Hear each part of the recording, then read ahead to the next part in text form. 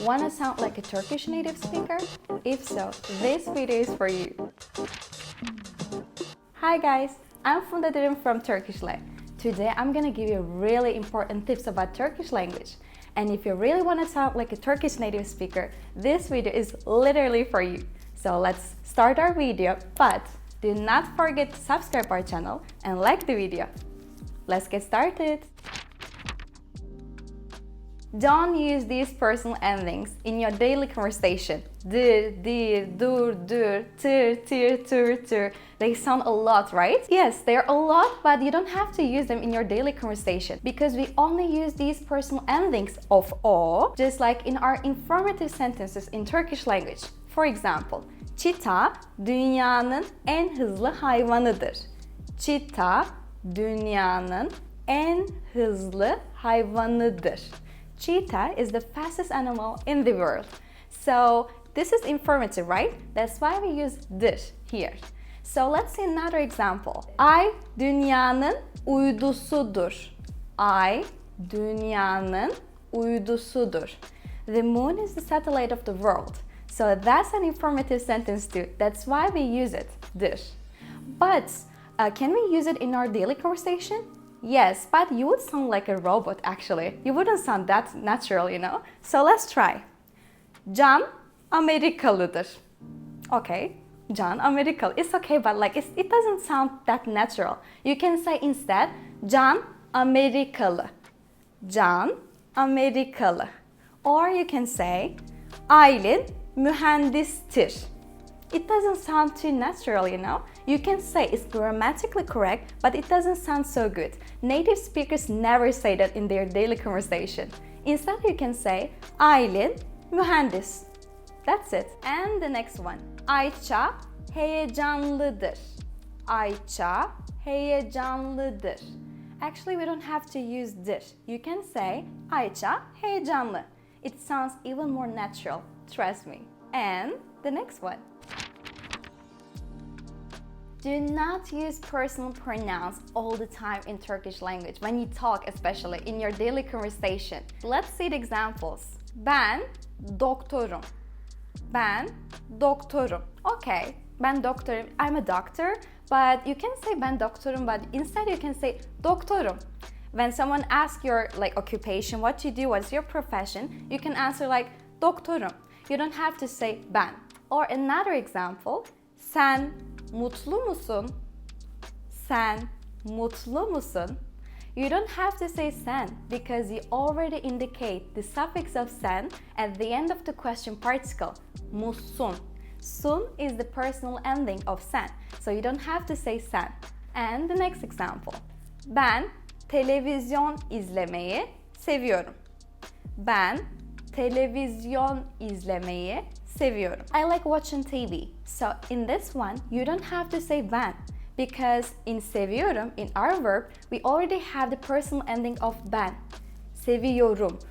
Is the personal ending of ben, and so that you don't have to pronounce ben. It's not required and it doesn't sound too natural. But if you really want to indicate, if you especially want to indicate the personal pronoun, if you want to stress the personal pronoun, you can say sen mutlu musun? Like it's actually like you're asking, you are the one happy, who is happy. So you can say in these ones, of course, it's okay. But in the other ones, it's not required, you know. Turkish speakers do not use the personal pronouns a lot. The pronouns generally. And also the same for the possessive adjectives. For example, benim kedim çok yaramaz. Benim kedim çok yaramaz. Okay, my cat is very naughty. That's true. So, okay, benim kedim çok yaramaz. Benim is my, kedim, my cat, and çok, very, and yaramaz, naughty.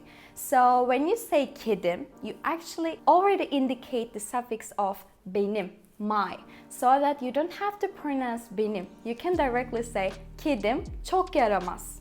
And when you say benim, it's grammatically correct, but you don't have to say it. Turkish native speakers do not use them a lot. Just for you to know. And the next example. Sizin arabanız çok güzel. Sizin arabanız çok güzel. Your car is kind of lit, we can say, like very good. So it's so nice. So sizin, your.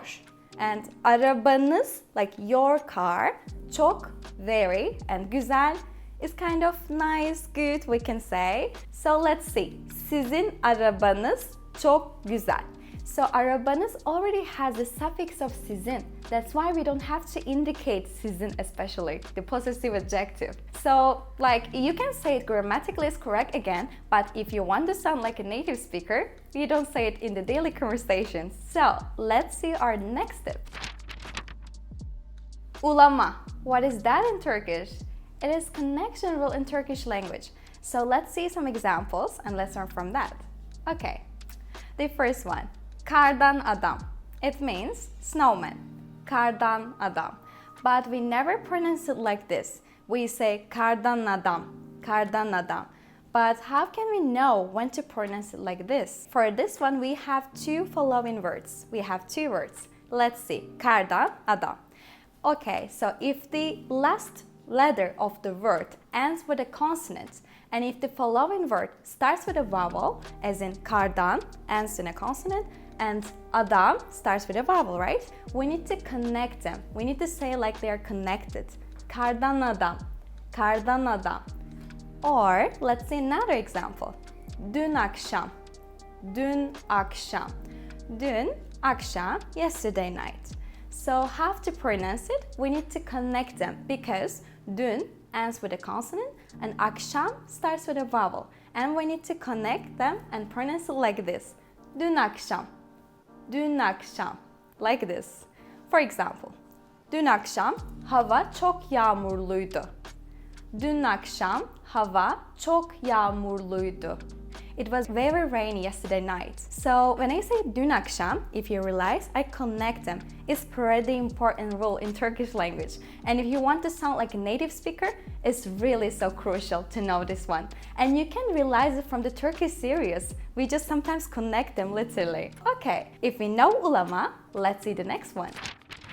What is this letter in Turkish? How can we even pronounce it? This is soft G, yani yumuşak G in Turkish. But how would you pronounce this letter? Yes, we have no sound for this. You cannot pronounce this.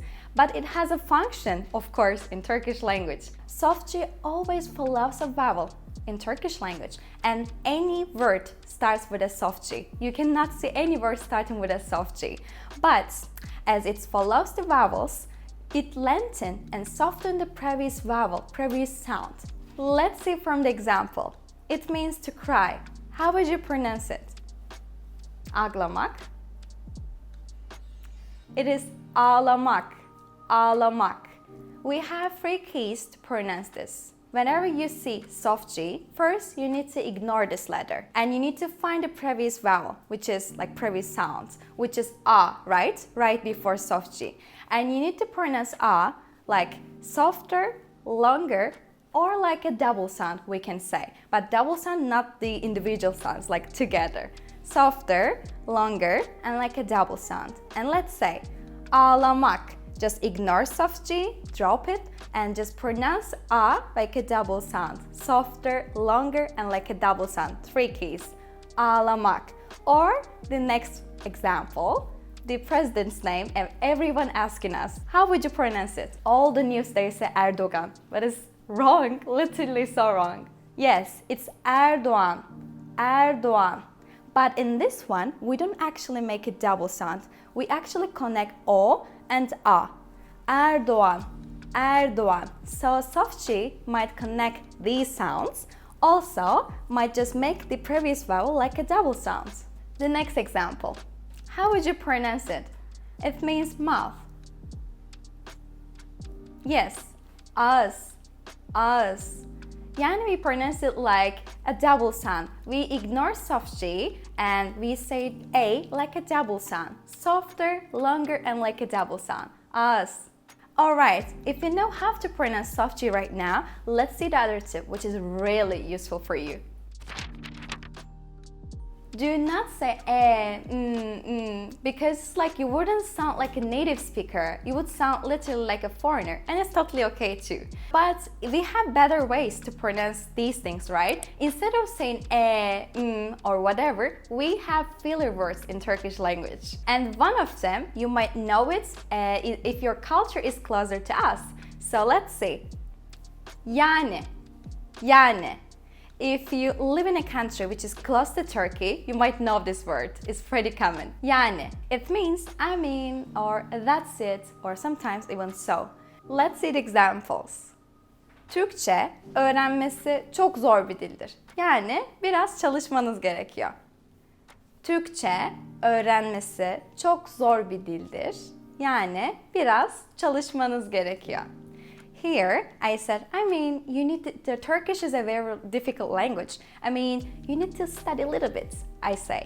So here I use yani as I mean. So instead of saying or you can say yani in everywhere. Because when you think about something, especially in the speaking exams, you can say yani, and you can take time, from your teacher, like I think she wouldn't mind or he wouldn't mind. Okay, let's see another example. Yani öyle oldu. That's what it happens. So I say like yani. I don't know what to say, that's why I say yani. When you don't know what to say, you can say yani. We use yani everywhere, literally. Especially when you want to mean I mean. And the next one. Hani. It means, well, actually. So let's see an example. Hani seninle bir keresinde Antalya'ya gitmiştik. Hani seninle bir keresinde Antalya'ya gitmiştik. So in this example, we say hani as a filler word because I say well, like we have been to Antalya once with you. We went there once together. So in this one I say I use hani as like or well. So in these examples or in these sentences, you can use hani. It's a really good filler word. And the next one, işte. It means just so, here it is, or like, well, even sometimes. İşte is a really good filler word. I want to start from something funny. So if you, for example, partiye neden gelmedin? Partiye neden gelmedin? Why didn't you come to party? So I say işte. It's like just so. And if you don't want to say something, like if you say this işte, nobody's going to ask you why again. Because it's like işte, that's it, just so. So you can use this, like if you don't want to say something, you can say directly işte. And nobody is going to ask another question after this one. And let's see another function of it. İşte sonra onunla konuşmayı kestik. İşte sonra onunla konuşmayı kestik. Then, just like we stop talking.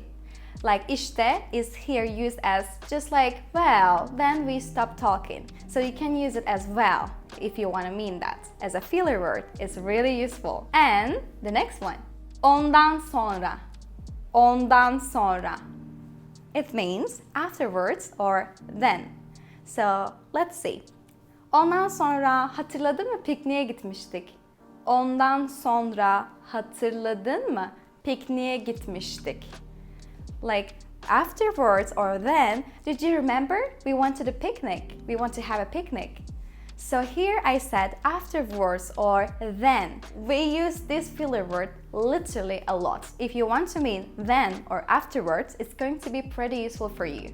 And let's see the last one. Şey.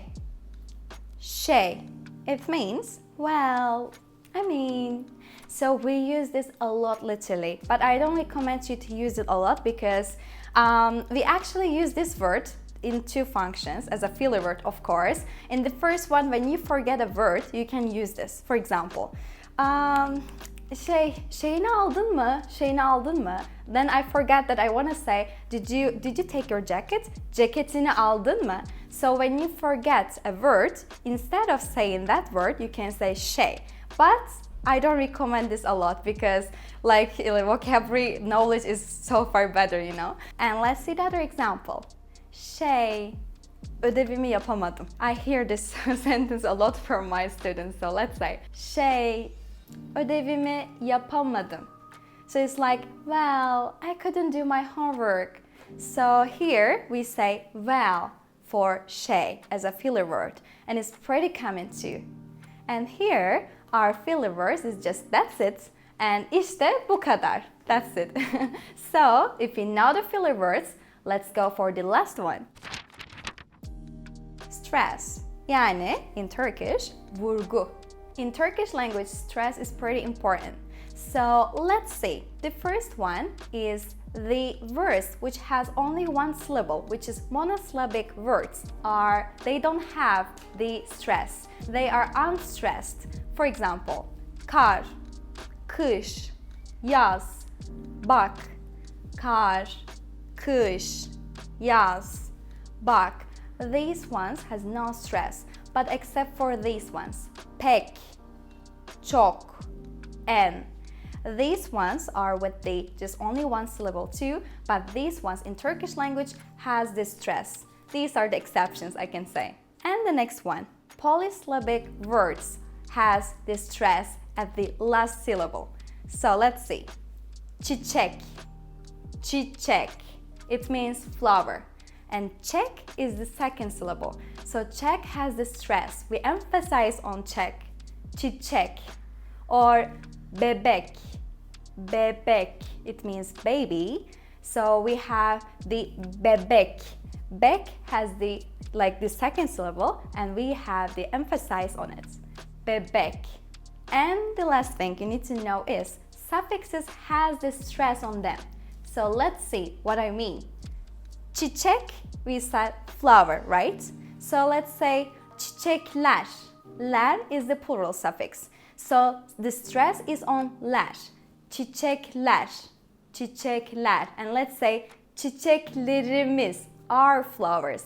Çiçeklerimiz. So I stress on the imiz, the possessive suffix. Our flowers. Çiçeklerimiz. And then let's add a genitive case here. Çiçeklerimizin, our flowers with the genitive case. Çiçeklerimizin. In has the stress on it. So that's it. And the stress is pretty important in Turkish language, and we have many more rules, but it's really good for the beginning. Last but not the least, we have something for you, which is tongue twister.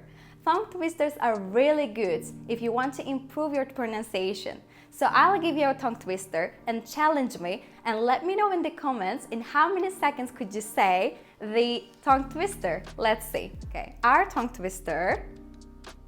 How would you pronounce it? Let's try to say it slowly, and let me say it slowly first.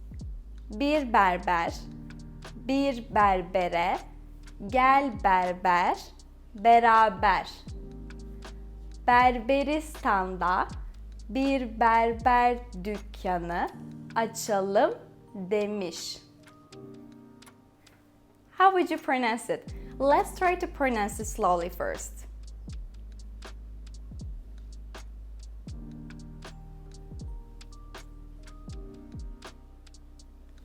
Okay, perfect. Good job. So now let's try to pronounce it fastly, that's the tongue twister. And now you have 8 seconds to pronounce it. Let's try. I'm sure you can do it.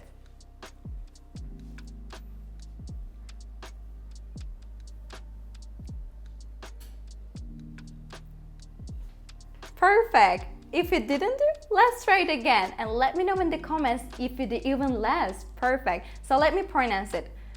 Bir berber, bir berbere, gel berber, beraber, Berberistan'da bir berber dükkanı açalım demiş. Challenge me and let me know in the comments. We have reached the end of our video, guys. And do not forget to like the video and subscribe our channel, Turkishle. And if you leave me a comment, I'll be so happy. Challenge me. Görüşürüz.